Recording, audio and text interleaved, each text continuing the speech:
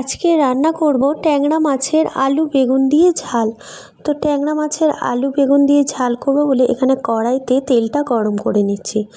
মাছটা ভালো করে ধুয়ে রেখে দিয়েছিলাম, এবার নুন হলুদ মাখিয়ে নিয়েছি। ফ্রিজে দেখছিলাম এই ট্যাংরা মাছ ছিল আর ভোলা মাছ ছিল, তো ভোলা মাছেরও ঝাল করব, আর তো ভাবলাম এই ট্যাংরা মাছটাও করে নিই। ফ্রিজে যা মাছ ছিল সব এবার শেষ হয়ে এসছে, এবার বাজারে গিয়ে আবার মাছ টাছ কিনে রেখে দিতে হবে। তো এই তিনটেই ট্যাংরা মাছ ছিল, তো ভাবলাম এটাই করে নিই আজকে। তো এখন ট্যাংরা মাছটা ভাজা হচ্ছে, এই তেলেই ভাজা হয়ে গেলে এই তেলেই পেঁয়াজ কুচি দিয়ে নাড়াচাড়া দিয়ে এবার আলু বেগুনটা কেটে রেখে দিয়েছি, এবার ওইটা দিয়ে নাড়াচাড়া দেবো। খুব তাড়াতাড়ি রান্নাটা হয়ে যায় বন্ধুরা, আর খেতেও ভালো লাগে। ভাত দিয়ে মেখে খেতে কিন্তু দারুণ লাগে ট্যাংরা মাছের ঝাল আলু বেগুন দিয়ে।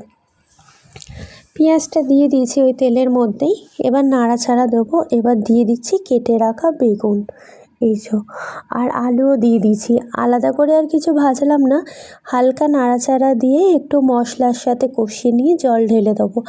আলাদা করে বেগুন ভেজে রাখলেও হতো, কিন্তু আর ভাজলাম না, এমনি একসাথেই নাড়াচাড়া দিচ্ছি। মনে হচ্ছে একটু তেলটা কম হয়েছে, একটু তেলটা দিতে হবে। মাছটা ভেজেছি আর তারপর পেঁয়াজটা দিয়ে একটু মনে হচ্ছে তেলটা কম হয়েছে, একটু তেল দিয়েছি। আচ্ছা, একটু নুন দিলাম, একটু হলুদ দিলাম। এবার দিয়ে দিচ্ছি একটু টমেটো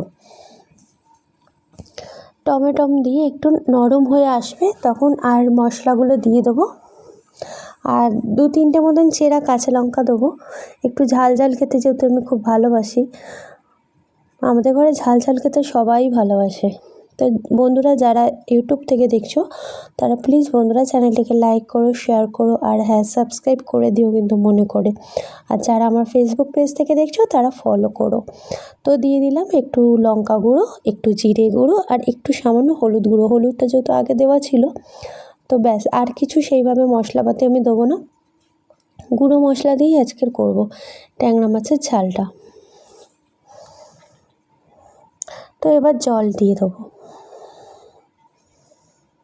এই জল দিয়ে দিচ্ছি। জলটা ততটাই দেব যতটা মানে আলুটা সিদ্ধ হওয়ার মতন, খুব বেশিও না আবার খুব কমও না, ঠিক আন্দাজ বুঝেই দিতে হবে। ব্যাস, এবার ঢাকনা চাপা দিয়ে দেবো, আর ওপর থেকে দিয়ে দিলাম 3-4টে চেরা কাঁচা লঙ্কা।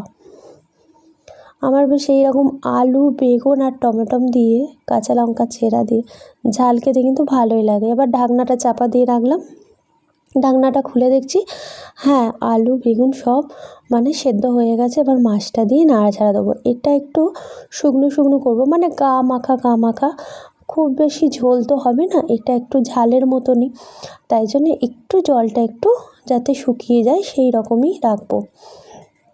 তো আজকের মতো ভিডিওটা আমি এখানেই শেষ করলাম, বাই।